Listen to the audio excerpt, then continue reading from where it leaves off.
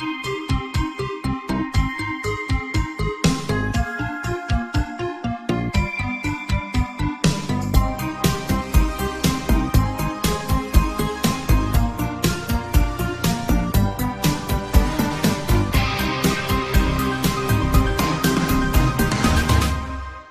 day called X. As 40 million Russians prepare for nuclear war. This is the largest drill of its kind. It brings back a haunting memory of a broadcast by CBS television. Office of Civil and Defense Mobilization. Air date 1957. This video was tucked away in the public domain until it was found by a researcher. This is the land. Between the mountains and the sea. Between the snow-capped crater of Mt. Hood and the Pacific. It's tall timber country, and this is the city, largest dry cargo port on the Pacific coast. And its people are friendly, and rugged in the tradition of the Oregon Trail. The population? About 415,000 more or less. More or less about the size of Hiroshima. And this is what happened, or could happen, on a certain day called X. Late actor Glenn Ford narrates this flattering description of Portland, Oregon, accompanied by equally enriching cinematic shots of the landscape and bustling industry, while giving ominous hints as to what awaits Oregonians on a day called X. Presented as a CBS television special in December of 1957, The Day Called X is a compilation of stock footage captured during Operation Greenlight, a massive civil defense exercise conducted in 1955 which saw a partial evacuation of Portland, and staged demonstrations filmed by CBS. 1. The film weaves personalized stories of actual Portland residents to create a chilling narrative. First to be featured are paperboy Joe Fodak, who delivers a morning edition of the Oregonian weighted with global tensions, and Mrs. Colleen Stupful, who skips the scare headlines to make breakfast for her children. There is no reason for me to tell every detail of the story as I present the movie here in full. Pop some popcorn and sit back. And remember, stay paranoid, my friends.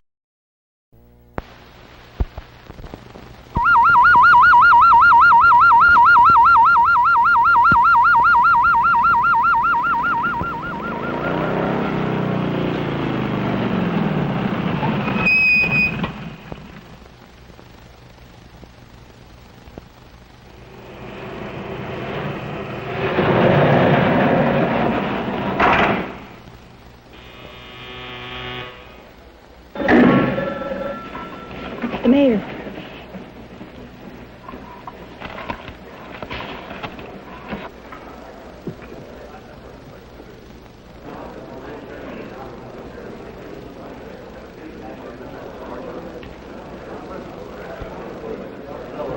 Ladies and gentlemen, you've heard the reports that enemy planes are approaching. In less than 3 hours, an H-bomb might fall over Portland.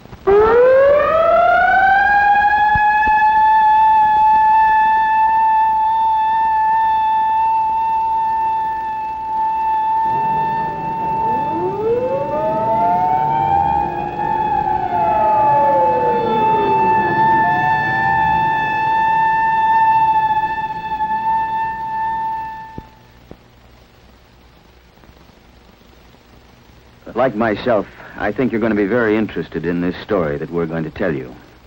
And in this age of missiles and man-made moons, it takes on added significance. There are no actors in this story, but there are a lot of people. The people of the city of Portland, Oregon, and what happened to them, or could happen to them, on a day that we'll call X.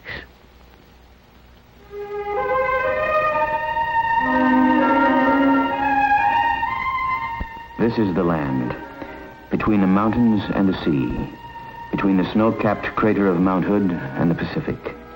It's tall timber country. And this is the city, largest dry cargo port on the Pacific coast. And its people are friendly and rugged in the tradition of the Oregon Trail. The population, about 415,000, more or less about the size of Hiroshima. And this is what happened, or could happen, on a certain day called X. The sun came up at 6:31. Joe Fodak was there to observe and chronicle the event. The paper, Joe noted, was a little heavier than usual, but naturally he didn't stop to read the headline. And Mrs. Frank Stufel, Portland housewife, mother of 5, was concerned at 8:02. John, it's time to get up. You'll be late for school. Children late and coffee boiling. And with these problems duly appraised, she turned to the woman's page of the Oregonian, thus managing to avoid the front page, which, after all, contained nothing but scare headlines. The time is 8:27. Wake up, Portland. It's a wonderful day today. Stay tuned to KOIN for the best in music and news. And now, we continue our wake-up show with more transcribed tunes. At 8:36, the population of Portland increased by 1. Timothy James made his first comment at a local hospital and settled down to life in the 20th century. Like all communities, religion is important. The people, like its church architecture, are forward-thinking. At 9, a special service is being held. And at the busy port, at 9:18, Ray Matthews, a longshoreman, loaded scrap iron bound for Japan.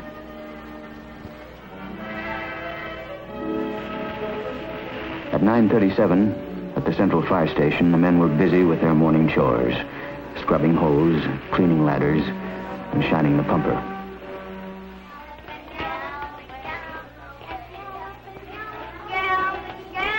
By 10 that morning, at the Harvey Scott School, the kindergarten class of Elsie McGlendon was much involved with the morning's activities.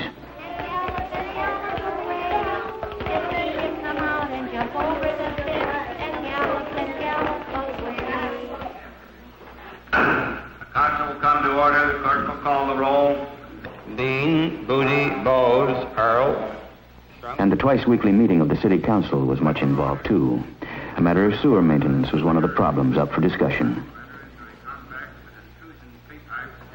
At police headquarters, the messages at 10:31 so far indicated 2 cars stolen, a drunken disorderly. An average day in an average American city. Number 126, stolen auto 1425 Ashton. 126. Cat in a tree, 14 in Ankeny. Except this day. This day is the one called X. Attention all stations. Emergency. This is an air raid warning and Conrad radio alert. Repeat. This is an air raid warning and Conrad radio alert. Enemy aircraft are over the Illusion. Stand by for warning time.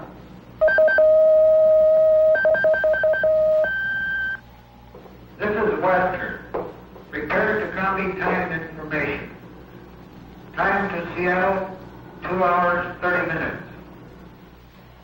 Portland warning point. Air raid warning. Enemy aircraft over Canada and Alaska. Time to Portland, 3 hours, 15 minutes. Thank you. I'll notify the mayor. At 10:32, Jack Lowe, the city's civil defense director, receives the words. Enemy planes have crossed the pole. Probably they carried H-bombs. Likely 1, maybe 2 are headed for Portland. The mayor is alerted. Clerk, gentlemen of the council, I've just received information that enemy planes are approaching this area. I just authorized the sounding the evacuation signal. The council will be in recess and we'll immediately reassemble at the Emergency Operations Center. And so this day called X, which began in such an ordinary way, is no ordinary day. At 10:35, the banshee wail of the siren echoes the warning, and the city prepares for survival.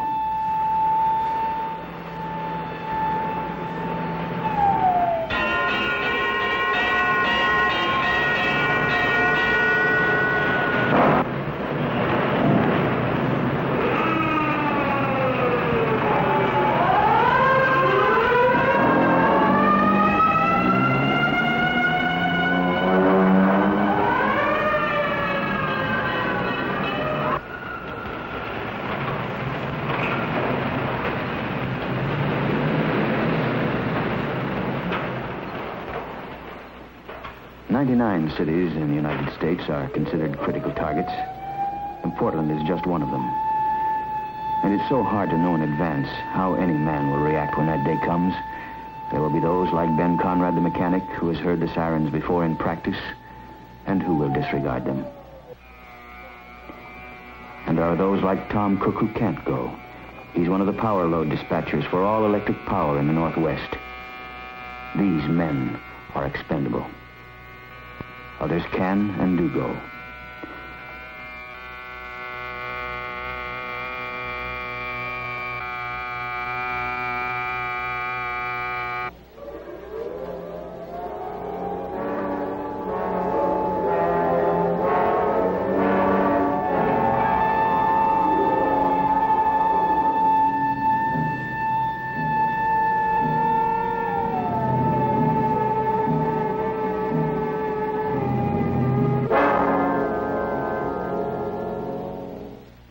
The time is 10:47. This is a Conrad radio alert. Normal broadcasting will be discontinued for an indefinite period. Civil defense information will be broadcast in most areas at 6:40 or 12:40 on your regular radio receiver. I repeat, this is a Conrad radio alert. Normal broadcasting will be discontinued for an indefinite period. Civil defense information will be broadcast in most areas at 6:40 or 12:40 on your regular radio receiver. When the sirens sound, some cities go underground, take to shelter, particularly if there's little warning. But Portland evacuates according to a well-thought-out plan. The question is at 10:45 on the day called X, will it work?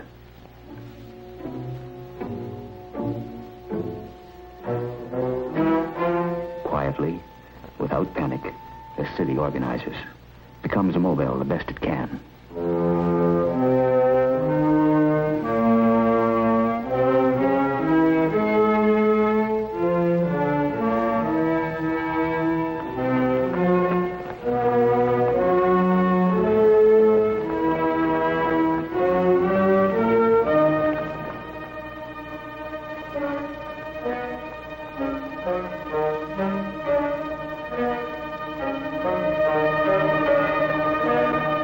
Civil defense is not apart from normal city functioning.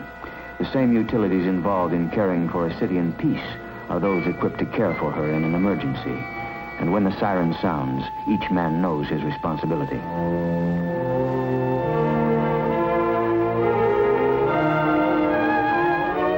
Public buildings follow a pattern well learned in practice.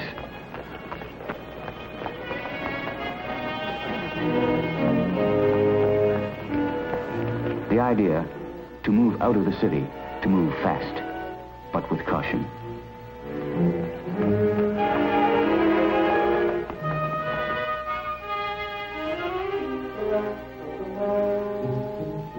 Like other Portland mothers, Mrs. Stufel moves her family to a prearranged location outside the city beyond radiation range with necessary supplies.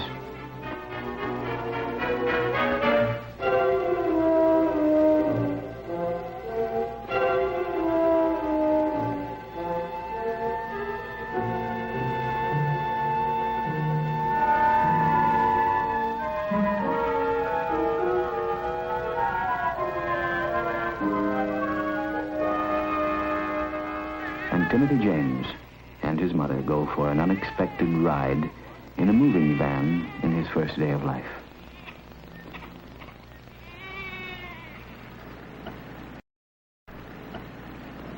Now, at 10:50, in this hour of decision, the seat of local government is moved to a point some 6 miles out of town. Buried in a hill is a blast-proof, radiation-proof operations center where government can continue to function. Evacuation can be controlled, and if necessary, the city can be reorganized.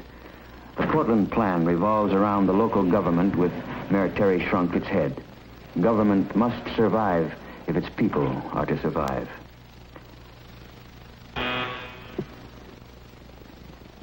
Civil defense is government operating in an emergency. Morning, Mr. Mayor. Morning, Judge. The situation looks pretty bad right now. We don't know exactly what's happening, but we do have planes over Alaska and Canada. Ladies and gentlemen, you've heard the reports that enemy planes are approaching. In less than 3 hours, an H-bomb might fall over Portland. Mr. Jack Lowe, our Civil Defense Director, will coordinate activities here. Jack, what's the situation? Mr. Mayor, according to our latest reports from CONAD, enemy planes are still headed this way at 450 knots. That will put them just about there on the Alaska-Canadian border. I'd say we still have about 2.5 hours if Portland is where they intend to make a drop. What's the condition of the evacuation movement now? Well, we have very scanty reports now because it's only been 15 minutes, but we can check with the police and with the traffic engineer and see if we get what information we have. I have no information yet as to how it's progressing. By 10:55, the heads of utilities, Red Cross, military liaison, Civil Air Patrol, Weather Bureau, and all city departments are functioning as a civil defense team. While city commissioners and bureau heads remain behind working with their departments at the emergency seat of government, their families are among those evacuating. By 11, the operations officer is receiving reports on the evacuation of the city, and he is the reporter of the day, traffic, time, weather, and in the operations center's broadcast studio, the time is... The time is 11:10. This is an official civil defense broadcast. Enemy aircraft are over Canada and headed this way. Normal broadcasting has been discontinued until after this emergency has passed. You are now tuned to Conelrad and will receive official information and instruction on this frequency. Keep your radio tuned to this frequency. Remember, there is a traffic plan for the evacuation of the city. All cars in the downtown area must follow the green lights. They will lead you out of the danger area by the quickest route. Do not try to cross the flow of traffic. Follow the green lights. Turn with traffic. Proceed with care. John Carpenter, a sportscaster, becomes the warning voice. The people of Portland know his voice. Trust it. In 1955, Portland held a practice mass evacuation. The heart of the city was cleared in 34 minutes. It's safe to say that practice evacuation will be responsible for saving a great many lives this day. Should a bomb fall, many will be killed. The more that move out of the city, the greater the chances of survival. Pedestrians are helped out of the city. The great dangers are jam-ups and bottlenecks.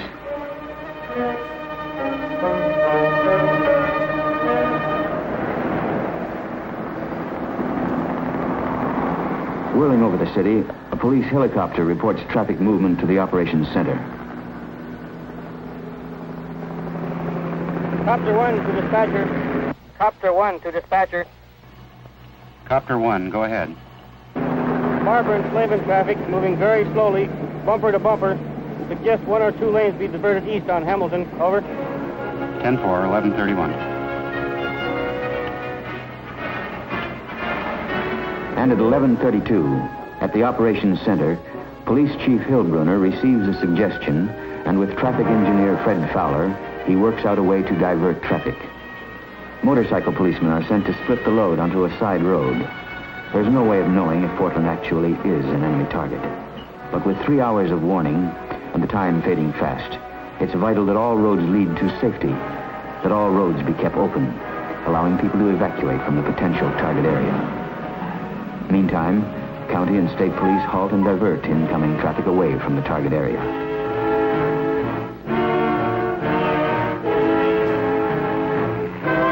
Should a bomb fall, fire and utility equipment must be available to move back into the city to restore services. And so trucks of all sizes, of all varieties, speed to points outside the city by a detailed plan.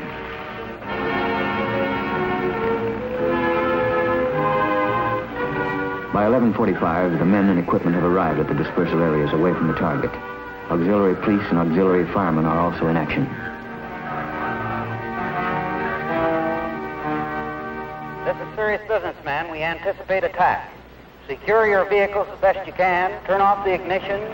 Put on the tarps on the fire apparatus. Take the radiation instruments with you. Move immediately to dispersal area. Move as quickly as you can to dispersal cover. I say again, move to dispersal cover.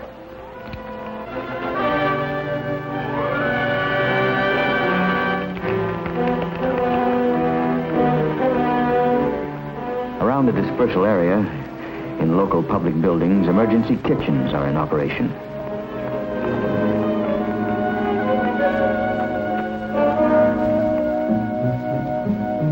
Rumors are everywhere. Facts are hard to find. But back underground, at the operations center, with time running out, only facts are considered. According to information we have just received from Western Air Defense Command, the situation remains the same. Enemy aircraft are still approaching in this direction.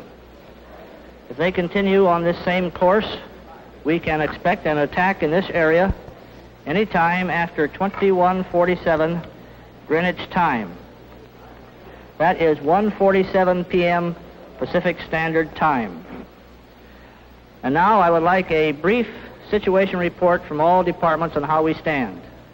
First, John, what is the fallout situation? Well, Jack, according to our latest weather information, the winds will continue in a northeasterly direction at about 10 knots. Let's face facts, gentlemen. If we have a blast on target, downtown Portland, it will be hours and probably days before we can get back in. Engineering, Gordon Burt. We have reports that 80% of the city-owned and public utility equipment have been successfully evacuated from the city. However, there is one group of electric company trucks caught on the west side. We're working now on a plan to get them out. Fire Department, Chief Simpson. The fire department's initial dispersal plan is in effect. Several units have already moved out to their respective dispersal points. Engine 24 and Engine 30 are currently fighting a residential fire, and they will stay on the job until this fire has been controlled. Police, Chief Hillbruner. As for police activities, the city is about 65% evacuated. Traffic appears to be moving at about 15 miles an hour outbound. The state and county police have set up an effective roadblock diverting inbound traffic, thus enabling us to use all lanes for outbound traffic. Emergency Medical, Dr. Metter. City hospitals are continuing to evacuate. Emergency hospital units are functioning in Forest Grove and Mount Angels. Others should be heard from soon. You might be interested in knowing that en route, one boy and twins were born. Gus Lang, Welfare. As the reports continue, it is obvious that the Portland plan is working smoothly. Only 7 years earlier, Portland had no civil defense. It was then that the idea that civil defense was not to be separated from normal government evolved. And in 1952, a 1 mil tax levy to finance the plan was put on the ballot by unanimous decision of the City Council. After civil defense leaders went out and campaigned, the people voted to tax themselves to protect themselves. And later, the city charter was amended to assure continuity of government, so that in an emergency like this, should the executive branch become casualties, they would automatically be replaced by a legally established line of succession of other experienced city officials. The people, as now and after the emergency, are assured of continuity of their government. Schools report complete evacuation. There's no panic among the children. They've rehearsed this before. Reports from industries indicate approximately 90% evacuation. I think we're doing quite well. And so, at 1:25, with some 22 minutes till 0 hour, Portland seems to be doing quite well. Should a bomb fall now, city officials and city services will be able to carry on. And meantime, vital messages are passed on to maintain contact with state and county headquarters. Okay.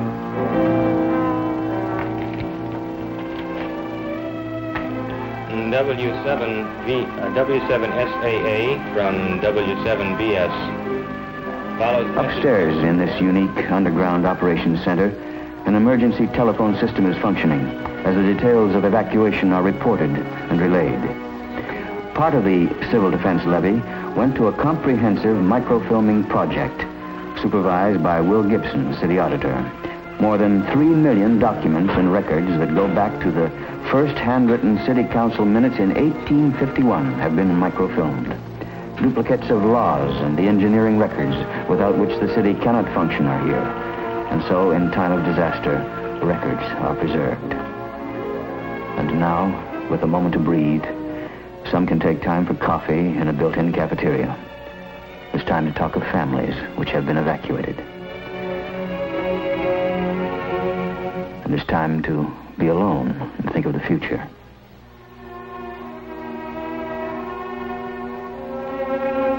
And there's even time for those who need it now to rest.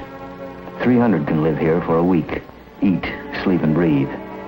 The Operations Center has its own water supply, its own electric power, even its own purified air. At 1:30, on this day called X, the air outside is strange and silent. Almost all its people have gone.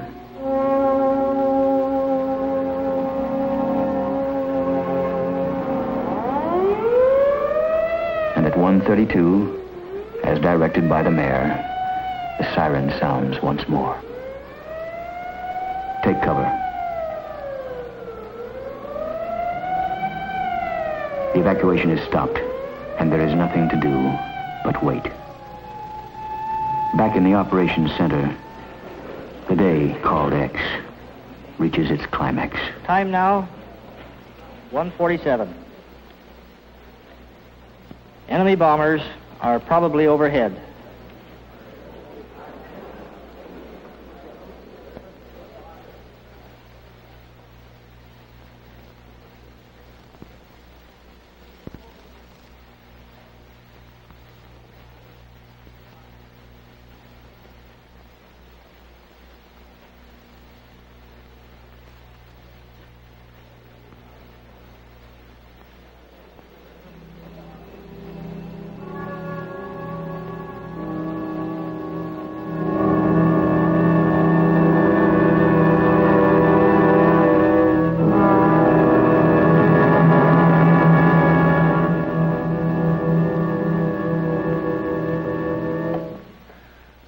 What happened after that moment, we leave you to contemplate.